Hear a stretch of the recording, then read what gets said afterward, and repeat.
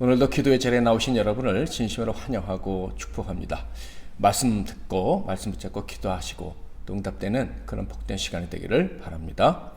오늘 하나님께서 주시는 은혜의 말씀은 열왕기하 2장 1절부터 2절 말씀이 되겠습니다. 구약성경 열왕기하 2장 1절부터 2절 말씀을 봉독해 드리겠습니다.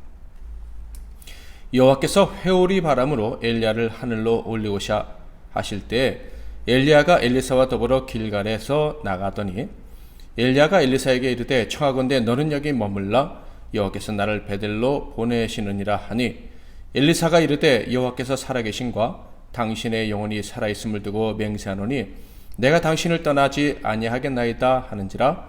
이에 두 사람이 베델로 내려가니. 아멘. 오늘은 포기할 수 없는 사명, 포기할 수 없는 사명이라는 제목으로 하나님 말씀을 상고하시겠습니다. 열왕기하 2장에는 그 유명한 엘리야의 승천 이야기가 기록되어져 있습니다. 사람이 죽음을 경험하지 않고 하늘로 올라갈 수 있다는 것, 이것은 상상할 수조차 없는 놀라운 일이기 때문에 열왕기하 2장 말씀은 그 자체로도 아주 중요한 장이다라고 할 수가 있겠습니다.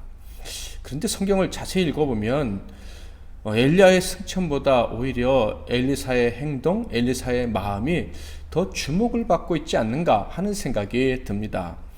그러니까 엘리야의 승천은요, 에녹의 승천보다 예수님의 승천 사건과 더 유사하다라는 느낌이 든다라는 거예요.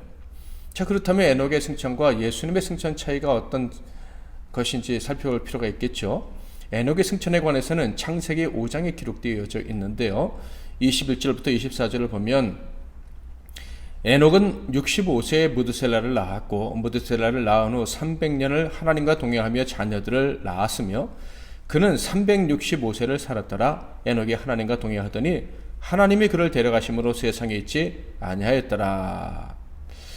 물론 에녹이 무드셀라를 포함한 자녀들을 낳았다.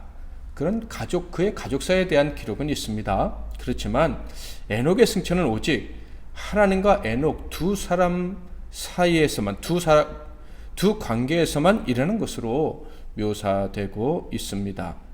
이에 비해 예수님의 승천에 대해서는 어떻게 기록되어져 있나요?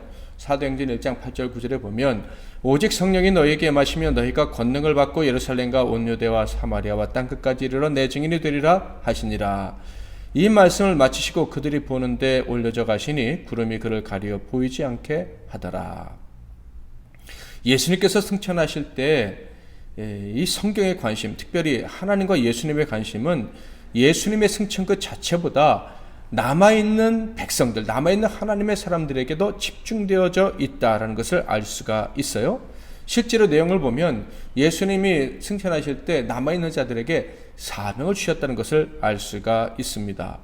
심지어 다음 구절을 보면 올라가신 일에 대해서, 즉 예수님이 승천하신 것에 대해서 더 이상 집중하지 말라라는 천사들의 책망 아닌 이 책망 같은 말씀이 있습니다. 10절부터 11절을 볼까요? 올라가실 때 제자들이 자세히 하늘을 쳐다보고 있는데 흰옷 입은 두 사람이 그들 곁에 서서 이르되 갈릴리 사람들아 어찌하여 서서 하늘을 쳐다보느냐. 너희 가운데서 하늘로 올려지신 이 예수는 하늘로 가심을 본 그대로 오시리라 하였느니라. 그러니까 이 천사의 말씀이 무엇입니까? 예수님의 승천하신 것 자체가 중요한 것이 아니라 다시 오시는 것이 더 중요하다. 그러니까 땅에 남아있는 너희들은 그 날을 준비해야 되는 사명, 거기에 집중해라. 예수님이 다시 오실 때 예수님을 맞이할 사람들을 만나는 땅끝까지 예수님의 증인이 되는 그 사명에 더 집중하라 라고 말씀을 하신 거예요. 엘리야의 승천 역시 그렇습니다. 승천하는 엘리야보다 남아서 사명을 이어갈 자들에게 더 집중하고 있다는 느낌을 받게 됩니다. 첫 번째 이유는요, 엘리야가 승천하기 위해 세 군데를 방문하도록 하셨다는 거예요. 이들 지역은 베델과 여리고 유단인데요, 모두 다 선지 학교가 있는 곳들입니다. 그러니까 엘리야의 제자들이 기숙하고 훈련받는 곳이다 라고 하는 거예요. 그것을 다녀가게 하심으로 엘리야가 정말 승천했다는 것을 알리시려는 그런 하나님의 의도를 볼 수가 있어요. 그리고 두 번째는 엘리사가 끝까지 엘리야를 따라갔다는 것입니다. 자, 그런데 이 성경에 나타나 있는 엘리사가 엘리야를 따르는 이유는, 즉 엘리사의 관심은 엘리야가 어떻게 승천했는가, 내가 어떻게 엘리야가 승천하는 그 대단한 광경을 목격할 수 있는가에 집중되고 있지 않다는 거예요. 엘리사의 관심은 무엇입니까? 내가 어떻게 진정한 엘리야의 후계자가 될 수 있을까? 바로 이것입니다. 엘리야가 승천한 이후에 내가 홀로 남아서 어떻게 엘리야가 감당했던 사명을 이어받아 감당할 수 있을까? 여기에 온통 관심이 집중되어 있다라는 거예요. 이 점에서 바로 오늘의 승천 이야기는 에녹의 승천 이야기보다는 예수님의 승천 이야기와 유사하다라는 것을 알 수가 있어요. 그리고 바로 이 점이 오늘 우리가 말씀을 통해서 얻기 원하는 교훈이기도 합니다. 곧 우리가 받은 사명에 대한 것이죠. 승천하신 주님께서 우리에게 남겨주신 그 사명에 대한 우리의 태도, 이것을 점검하고 바른 태도를 갖기를 원하는 것, 이것이 오늘 말씀의 목표입니다. 여러분, 우리 사명은요, 언제나 도전받는다는 것 우리가 잘 알고 있을 것입니다. 오늘 말씀을 통해서 우리가 다시 한번 그래, 우리가 하나님께 받은 사명은 언제나 도전받고, 그리고 그 도전을 이겨내야 하지, 이겨내야만 해 하는 그런 결단이 있기를 바랍니다. 우리가 받은 사명은요, 언제나 도전을 받습니다.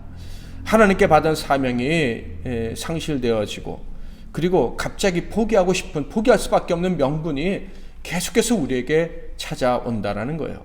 심지어 놀라운 은혜를 경험하고 신비한 체험을 했을 때에도 사명을 망각할 위기에 봉착할 수 있다라는 거예요. 이것을 오늘 말씀을 통해서 우리가 기억하고 이것에 대비를 해야 할 것입니다. 그래서 절대 사명을 빼앗기지 않고, 사명을 잃어버리지 않고 사명을 감당하다가 하나님 나라에 가는 저와 여러분이 다 되어야 할 것입니다. 여러분, 예수님의 승천 얼마나 놀랍고 신비스럽고 영광스러운 사건입니까? 그것을 목격했다는 것은 정말 대단한 일이에요. 그런데 그 영광스러운 현장에 있던 사람들이 어떤 말씀을 들었습니까? 왜 사명을 기억하지 못하고 하늘로 올라간 예수님만 바라보고 있느냐 하면서 천사들의 책망을 듣지 않았습니까? 그러니까 예수님의 승천이라는 엄청난 사실 앞에서 많은 사람들이 사명을 물론 잠깐이었겠지만 망각했다라는 거예요. 그런데 그때 베드로도 함께 있지 않았습니까? 베드로는요, 이 엄청난 사건 앞에서 엄청난 은혜의 현장에서 사명을 망각했던 적이 또 있었습니다. 이전에 경험했었던 일이란 말이죠. 바로 변화산에서의 경험입니다. 그때 그는 예수님이 그 모습이 변화되시고요, 하늘에서 내려온 엘리야와 모세와 대하는 모습을 보았습니다. 이는 예수님이 하나님이시라는 것을 보여주신 사건이죠. 당연히 모세와 엘리야가 와서 사람들을 구원해 주었던 것처럼 예수가 만민을 구원하시기 오신 진정한 메시아라는 것을 분명하게 보여주신 사건입니다. 예수님의 메시아이심을 믿고 장차 담대히 베드로가 그리고 제자들이 복음을 전파하게 하시려고 그 놀라운 현상을 그들에게 보여주신 것이죠. 그런데 그때 베드로가 뭐라고 말했죠? 마태복음 17장 4절에 보면 베드로가 예수께 여쭈어 이르되 주여 우리가 여기 있는 것이 좋사오니 만일 주께서 원하시면 내가 여기서 초막셋을 짓되 하나는 주님을 위하여, 하나는 모세를 위하여, 하나는 엘리야를 위하여 하리이다. 베드로는요, 그 영광스러운 모습을 보며 그래, 주님께서 주신 사명, 예수가 메시아라는 사명 담대히 전해야지, 이런 생각을 하기는커녕 그것에서 안주하고 싶어 했던 거예요. 사명이 아니라 지금 받은 복, 지금 받은 영광스러운 상황 속에서 그냥 묻혀 버리고 싶어 했다 하는 거예요. 그때 베드로의 이런 모습을 보신 하나님께서 그에게 뭐라고 말씀하셨습니까? 마태복음 17장 5절 말할 때 호련히 빛난 구름이 그들을 덮으며 구름 속에서 소리가 나서 이르되 이는 내 사랑하는 아들이요 내 기뻐하는 자니 너희는 그의 말을 들으라 하는지라. 주님이 승천하신 사건, 그리고 모세와 엘리야를 이 땅에 보내셔서 예수님과 대화하신 사건은요, 모두 다 제자들에게 그들이 받은 사명을 더 강력하게 힘있게 감당하라고 보여주신 사건들입니다. 즉 주님의 구원을 더 열심히 증거하라고, 그래서 하나님의 나라를 완성하라고 주신 그런 특별한 은혜다라는 것이죠. 그런데 어떻게 됐나요? 베드로와 제자들은요, 그 놀라운 사건 때문에 오히려 사명을 망각했었습니다. 사명은커녕 그들이 경험한 현장에 그냥 머물고 있고 싶어 했다라는 거예요. 여러분, 이렇게 영광스러운 일들을 경험했는데도 사명을 망각한다면 우리의 삶의 현장, 수없이 많은 어려움들과 미혹과 공격들이 계속해서 우리를 찾아오는 이런 현상에 사는 우리들이 사명을 계속 기억하고 산다는 것은 결코 쉽지 않겠죠? 우리의 삶의 현장에서 사명을 망각하기가 정말 쉬울 수 있다는 거, 우리는 그것을 기억해야 할 것입니다. 엘리사는요, 분명 하나님이 택한 사람이에요. 사용하시려고 정한 사람, 위대한 선지자 엘리자의 후계자로 삼은 사람입니다. 그는 분명하게 하나님께서 엘리야에게 명하신 대로 엘리야를 통해 후계자로 부름받은 사람입니다. 열왕기상 19장 16절에 보면 너는 또 님시의 아들 예후에게 기름을 부어 이스라엘의 왕이 되게 하고 또 아벨무흘라 사밧의 아들 엘리사에게 기름을 부어 너를 대신하여 선지자가 되게 하라. 엘리야가 이 말씀을 듣고 엘리사에게 자기 겉옷을 던져서 그를 엘리야의 후계자로 삼았고, 엘리사는요 자기 모든 것을 다 버리고 농기구까지 다 태워서 자기가 하나님께 바친 제물, 백성들과 함께 나누는 화목제물에 그 화제로 삼고 화목으로 삼고 다 태워버리고 주를 따랐던 사람이 아닙니까?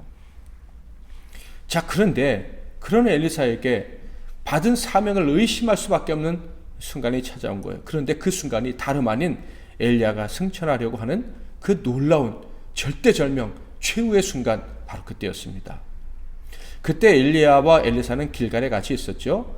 열왕기하 2장 1절 여호와께서 회오리 바람으로 엘리야를 하늘로 올리고자 하실 때 엘리야가 엘리사와 더불어 길갈에서 나가더니, 여기서 길갈은요 가나안 정복 시 요단강을 건넌 직후에 여리고성 옆에 있던 그 길갈이 아닙니다. 이스라엘이 처음 장마시켰던 그 길갈이 아니라는 거예요. 성경에는요 길갈이 두 군데 나옵니다. 첫 번째는 방금 말씀드린 여리고 옆에 있는 그런 길갈이고요.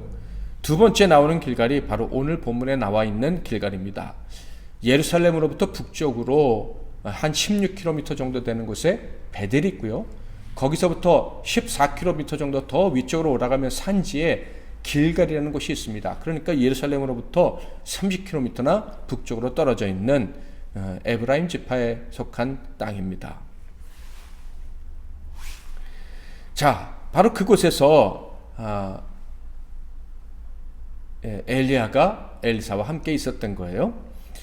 그곳이 여리고성 옆에 있는 베델이 길갈이 아니라는 것은 또 2절 끝에 보면 베델로 내려가니라 라는 표현이 있는데, 분명 이것을 통해서 길갈은 저 북쪽에 있었던 길갈이라는 것을 알 수가 있어요.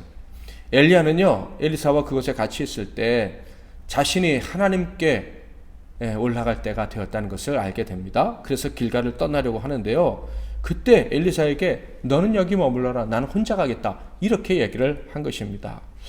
왜 엘리야는 늘 엘리사를 곁에 두고 수종들게 했는데, 후계자 교육을 시켰는데 왜 마지막에는 혼자 가려고 했을까요? 엘리야의 말을 보면 알 수가 있습니다. 2장 2절 엘리야가 엘리사에게 이르되 청하건대 너는 여기 머물라, 여호와께서 나를 베델로 보내시느니라 하니, 엘리사가 이르되 여호와께서 살아계신과 당신의 영혼이 살아있음을 두고 맹세하노니 내가 당신을 떠나지 아니하겠나이다 하는지라. 이에 두 사람이 베델로 내려가니. 엘리야가 엘리사를 떼어 놓으면서 강한 명령은 아니고요, 간곡한 말로 부탁을 하고 있습니다. 이 간곡한 말로 부탁한다는 것을 볼 때 엘리야가 좀 미안한 마음이 있지 않았나, 뭐 이런 생각이 듭니다. 왜 엘리야는 혼자 가려고 했고 엘리사를 머물러 두려 했을까요? 그 이유는요, 하나님께서 엘리야에게 말하실 때 베델로 가라고 하셨는데 너희가 함께 내려가라 하지 않고 엘리야 혼자 가라는 뉘앙스로 말씀을 하셨기 때문입니다. 함께 가라는 명령을 받지 못했기 때문에 엘리야는 당연히 엘리사가 같이 있는 게 좋았겠지만은 그에게 남으라고 하고 혼자 가려고 했던 것입니다. 그런데 이 충성된 사람 엘리사는요, 이때만큼은 스승님의 말씀, 선지자님의 말씀에 동의할 수 없다면서 그냥 따라 붙었습니다. 왜 엘리사는 지금까지 한 번도 엘리야의 명을 어김이 없이 순종했는데 왜 이때만큼 명을 어기면서까지 엘리야를 따라 나섰을까? 가장 먼저 생각해 볼 수 있는 것은 인간적인 관점이에요. 엘리야의 여정이 마지막 여정이라는 것을 알았기 때문입니다. 절대 이렇게 허무하게 헤어질 수 없다고 충분히 생각할 수 있었겠죠. 베들에서 만난 다른 성지 성도들의 이야기를 들으면 그가 분명히 알고 있었다는 것을 확인하게 됩니다. 2장 3절, 베들에 있는 선지자의 제자들이 엘리사에게 나와 그에게 이르되 여호와께서 오늘 당신의 선생을 당신의 머리 위로 데려가실 줄을 아시나이까 하니 이르되 나도 또한 아노니 너희는 잠잠하라 하니라. 놀랍게도 엘리사만 알았던 것이 아니라 엘리야와 엘리사만 알았던 것이 아니라 모든 성지 성도들이 다 알고 있었다는 거예요. 물론 엘리야는요, 누구에게도 얘기하지 않았죠. 그러나 하나님께서는 다 알게 하셨던 거예요. 다른 성지 성도들은요, 오늘 당신의 선생을 당신의 머리 위로 데려가실 줄 아십니까? 그냥 말 그대로 엘리야가 승천할 줄 아십니까? 이런 얘기예요. 물론 말은 이렇게 했지만 그들은 엘리야가 정말 승천할 것이라고는 믿지 않았던 것 같습니다. 물론 상상할 수도 없었겠죠. 하나님께서 엘리야를 엘리사 위로 데려가실 것이다 라고 알려주셨지만 그들은 엘리야가 그냥 단순히 죽음을 맞이할 것이다 라고 생각을 했던 것 같아요. 심지어 하늘로 이렇게 올라가다가 바람 타고 올라가다가 어떤 특정 장소에 떨어져서 죽든지 아니면 죽은 다음에 떨어뜨리시는지 뭐 그렇게 했을 것이다 라고 상상을 했던 것 같아요. 그 증거가 2장 16절 17절에 있는데요. 엘리야가 승천하고 엘리사가 돌아왔을 때 그들의 반응입니다. 그에게 이르되, 엘리사에게 말하는 거죠. 당신의 종들에게 용감한 사람 50명이 있으니 청하건대 그들이 가서 당신의 주인을 찾게 하소서. 염려하건대 여호와의 성령이 그를 들고 가다가 어느 산에나 어느 골짜기에 던지셨을까 하나이다 하니라. 엘리사가 이르되 보내지 말라 하나 무리가 그로 부끄러워하도록 강청하매 보내라 한지라. 그들이 50명을 보냈더니 사흘 동안 찾되 발견하지 못하고.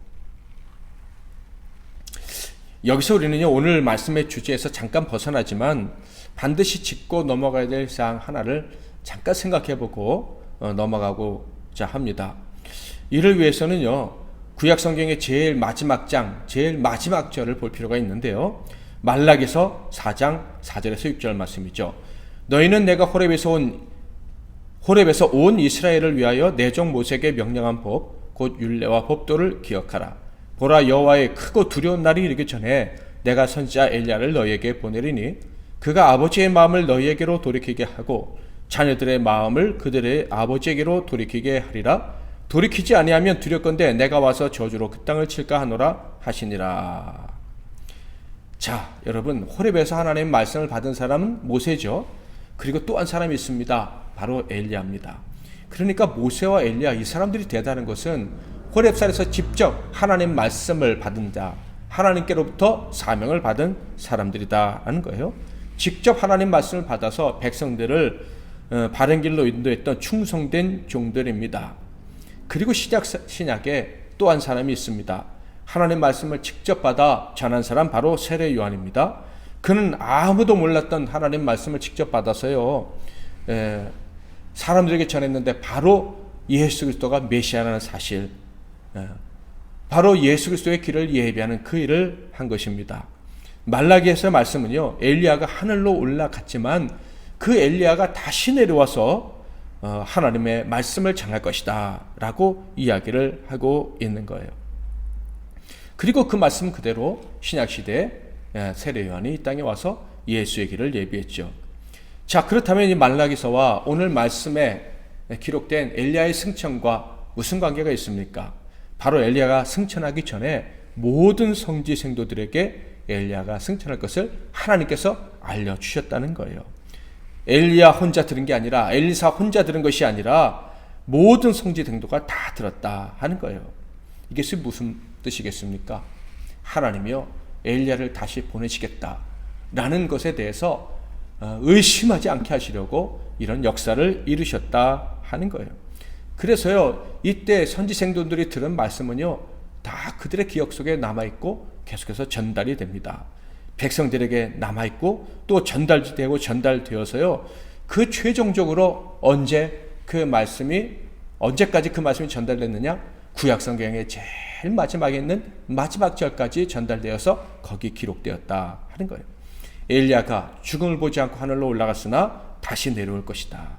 그 위대한 선자가 다시 와서 하나님의 구원을 선포하고 하나님의 말씀을, 구원의 말씀을, 계시를 호렙산에서 받는 하나님의 말씀과 같은 그 계시를 알려줄 것이다 라는 것이죠. 그러니까 이 선지생도들이 모두가 다 하나님의 말씀을 받았다. 즉 엘리야가 승천할 것이다 라는 말씀을 받았다는 것은 아주 특별한 의미가 있는 것임을 우리는 알 필요가 있습니다. 하나님 말씀은 절대 땅에 떨어지지 않는다. 하나님 말씀 반드시 이룰 것이다. 오늘 말씀을 통해서도 우리가 확인할 수가 있어요. 엘리사는요 또 베델의 선지생도들은요 엘리야가 승천할 것을 다 알고 있었습니다. 자, 그런데 엘리사는요 다른 선지생도들한테 잠잠하라고 합니다. 오늘 엘리야께서 당신의 머리 위로 올라가실 것을 아십니까? 하나님께서 데려가실 것을 아십니까? 그러자 엘리사는 안다. 나도 아니까 너희를 잠잠해. 이렇게 이야기를 합니다. 왜 이런 말을 했는지 정확히 알 수는 없지만 아마 선지생도들의 말로 인해서 이 자기의 슬픈 마음, 여러 가지 이유로 슬픈 마음이 격동되는 것을 방지하려고 그렇게 했던 것은 아닐까 싶습니다. 그러니까 엘리사의 마음이 엘리야와의 마지막 이별을 앞두고 몹시 힘들었다라는 거예요. 당연하죠. 인지상정 아니겠습니까? 단지 헤어진다는 이유만으로도 너무너무 힘들 텐데 그를 더 힘들게 하는 것이 있었습니다. 바로 앞서 말씀드린 것처럼 엘리야가 자꾸 자신을 떼어놓고 혼자 가려고 한다라는 것이죠. 길갈에서도 떼어놓으려고 했는데 베델에서도 떼어놓으려고 합니다. 2장 4절 엘리야가 그에게 이르되 엘리사야 청하건대 너는 여기 머물라 여호와께서 나를 여리고로 보내시느니라. 엘리사가 이르되 여호와의 살아계심과 당신의 영혼이 살아있음을 두고 맹세하노니 내가 당신을 떠나지 아니하겠나이다 하니라. 그들이 여리고에 이르매. 그리고 여리고에서 요단을 향해 갈 때도 또 이렇게 이야기를 합니다. 6절 엘리야가 또 엘리사에게 이르되 청하건대 너는 여기 머물라 여호와께서 나를 요단으로 보내시느니라 하니 그가 이르되 여호와께서 살아계신과 당신의 영혼이 살아있음을 두고 맹세하노니 내가 당신을 떠나지 아니하겠나이다 하는지라. 이에 두 사람이 가니라. 그렇다면 왜 엘리야는 엘리사를 자꾸 떼어놓으려고 했고 왜 엘리사는 이 마지막 순간 가장 존경하던 선자의 스승의 말을 거부하고 거절하고 불순종하고 자꾸 따라가려고 했을까? 엘리야가 들렸던 그 세 장소의 의미를 생각하면 그 이유를 충분히 짐작할 수가 있습니다. 엘리야가 마지막에 방문했던 세 도시는 어디라고 그랬죠? 베델, 여리고, 요단. 이 세 도시의 특징은요, 공통점은요, 바로 선지자 학교가 있는 곳이라는 거예요. 그러니까 엘리야 선자의 후계자가 될 수 있는 선지자 생도들이 머물고 있는 장소라는 것입니다. 엘리야는 마지막 날이 왔음을 알았어요. 그런데 하나님께서는요 엘리사와 같이 가라고 하지 아니하시고 대신에 선지생도들이 있는 베델로 가라고 하시는 거예요. 그래서 갔더니 아무 말씀 안 하시고 또 여리고로 가라고 하십니다. 그리고 나서 또 요단으로 혼자 가라고 말씀하시는 거예요. 그래서 그때마다 엘리야는 엘리사를 떼어놓으려고 했던 것이죠. 왜 그랬을까요? 엘리야도 분명 마음이 힘들었을 거예요. 왜냐하면 엘리사는 분명 자기 후계자라고 생각하고 같이 지금까지 동역하고 달려왔었거든요. 그런데 하나님께서 엘리사를 두고 선지생도들을 만나라고 하시는 거예요. 마지막에 그들을 만나라. 무슨 생각을 할 수 있었겠습니까? 제가 엘리야라면 후계자가 바뀌었나? 마지막에 내가 다시 겉옷을 벗어줘야 될 사람이 따로 있는가? 라는 생각을 할 수 있지 않았겠습니까? 만약에 바뀌어서 그중 한 곳에서 후계자를 새롭게 선정한다면 엘리사가 얼마나 힘들고 엘리야 입장에서 마지막 순간 그 엘리사를 보는 게 얼마나 마음이 아프겠습니까? 그래서 엘리사를 두고 가려 하지 않았나? 충분히 그럴 가능성이 있어 보입니다. 그렇다면 이런 엘리야의 모습을 보면서 엘리사가 눈치를 못 챘겠습니까? 당연히 눈치를 챘겠죠. 그래서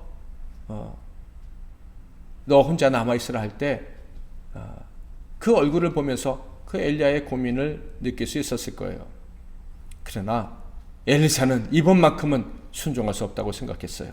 왜냐하면 자신이 받은 사명을 남에게 줄 수 없다고 생각을 했기 때문입니다. 자기가 남들보다 더 훌륭해서가 아니었죠. 자기가 받은 사명을 남에게 줄 수 없다는 이유는 바로 자기가 받은 사명은 사람에게서 온 것이 아니라 엘리야에게서 온 것이 아니라 하나님께로부터 온 것이기 때문에 그렇습니다. 그는요 분명했어요. 자기가 받은 사명은 하나님께로부터 온 것이라는 것을. 만약 하나님께로부터 왔던 사명이 바뀌었다 한다면 하나님이 말씀해 주시는 거예요. 주셔야 되는 거예요. 하나님께서 확인시켜 주셔야 되는 거예요. 그러므로 이번만큼은 하나님께서 자기에게 아무런 말씀하지 않으셨기 때문에 엘리야의 말에 복종할 수가 없었던 거예요. 사명에 관한 문제는 엘리야와 자신과의 문제가 아니라 사명의 문제만큼은 바로 하나님과 나 엘리사와의 문제였기 때문에 그렇습니다. 사랑하는 성도 여러분, 그렇습니다. 우리가 받은 사명은요, 사람을 통해서 받을 수도 있고요, 교회가 임명해줘서 내가 받을 수도 있고, 어머님이 기도해서 내가 이런 사명 받았다라고 할 수도 있겠지만, 분명한 것은 어느 순간 내가 하나님께 사명을 받았다면 그것은 하나님께로부터 온 것입니다. 이것을 절대 잊으면 안 되는 거예요. 그러므로 우리는요, 우리 사명과 관련해서는요, 절대 세상 문제 때문에 흔들려서는 안 되는 것입니다. 사랑, 가족, 친구, 교우들, 혹은 환경, 교회라는 조직, 이런 것들 때문에 내가 받은 사명이 흔들려서는 절대 안 된다. 그 어떤 것도 내 사명을 포기하게 만들 수 없다는 것을 기억해야 돼요. 하나님이 하지 말라 하시면 끝나는 거지만, 그렇지 않다면, 하나님이 그만두라는 확신이 정말 주어진 것이 아니라면 우리는 절대 사명을 포기할 수 없어요. 이렇게 내가 아프니까, 이렇게 힘드니까, 이렇게 사람들이 나를 괴롭히니까, 사람들이 이렇게 날 다 거부하니까, 내가 이렇게 인격이 부족하니까, 그게 다 등등의 이유로 사명을 포기해서는 안 된다는 거예요. 사명은 그렇게 쉽게 사라지는 것이 아니다라는 거예요. 우리의 사명을 흔드는 사건은요, 수없이 아주 다양한 모습으로 우리를 찾아옵니다. 엘리사에게도 찾아왔는데요. 심지어 엘리사는요, 하나님이 시험하셔서 흔들리는 그런 일까지 겪었습니다. 그럼에도 불구하고 엘리사는 흔들리지 않았죠. 이것을 기억하고 우리는 어떤 사람 삶 속에서도, 어떤 상황 속에서도 우리의 사명을 포기할 수 없다는 것을 기억하며 살아가야 할 것입니다. 하나님의 영광을 높여드리는 삶, 하나님을 기쁘시게 해드리다가 천국에 들어가려는 꿈, 우리가 하나님께 맡아서 감당해야 되는 모든 일들, 이것들은 절대 포기할 수 없는 것들입니다. 우리가 사는 날 동안 오늘 그리고 내일도 계속해서 우리의 사명을 훔치려는 시도가 있겠지만 우리는 절대 포기할 수가 없습니다. 마지막까지 절대 포기하지 말고 그 사명을 잘 감당하다가 천국에 들어가서 다 만나는 우리 MBC 나눔교회 성도들, 이 시간에 예배하는 모든 성도들 되시기를 주님의 이름으로 축복합니다. 주님, 내가 여기 있사오니 찬양하고 기도하겠습니다. 주님, 내가 여기 있사오니 나를 보내소서.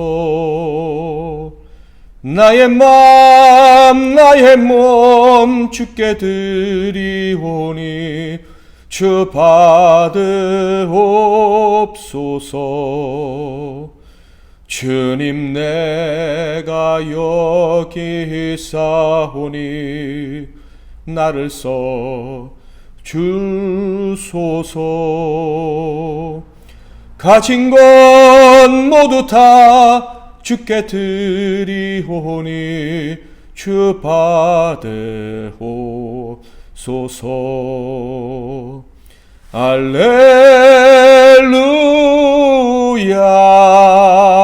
할렐루야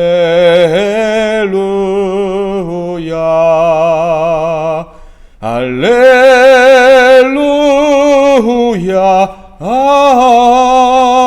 할렐루야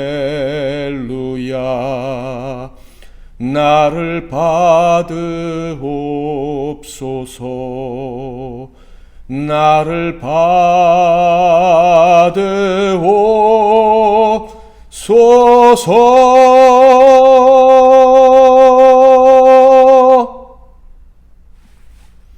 오늘 하나님 말씀 붙잡고 기도하시고 편안하고 행복한 완전한 샬롬이 가득한 오늘 저녁 되시기를 바랍니다. 제가 먼저 잠깐 기도하고 여러분이 이어서 기도하겠습니다. 하나님 아버지, 우리를 귀하게 여기시고 하나님의 아들, 딸 삼으셨을 뿐만 아니라 하나님 나라의 일을 맡겨주시니 감사합니다.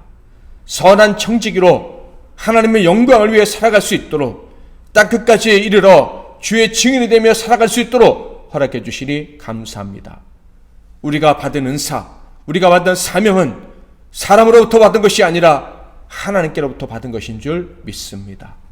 그러므로 이 사명 끝까지 겸비하게 잘 감당할 수 있도록 도와주시되 절대 포기하지 않도록 하나님 은혜 베풀어 주시옵소서. 큰 일이든 작은 일이든 어떻게 하면 내가 하나님을 기쁘시게 해드릴까, 하나님을 영화롭게 해드릴까, 충성되어 살까 늘 생각하고 고민하며 이 마음 변치 않는 우리 모두가 되게 하옵소서. 돌아오는 주일에 예배를 위해서도 저희들이 잘 준비하게 하시고 그 예배가 온전히 하나님께만 영광이 되게 하옵소서. 주일에 있을 예배와 모든 행사들 위에도 하나님 은혜 위에 은혜를 더하여 주시옵시며 특별히 우리가 각자 섬기는 그 일에 섬겨야 될 사명에 더욱 충성할 수 있도록 도와주시옵소서. 예수 그리스도의 이름으로 기도하옵나이다. 아멘.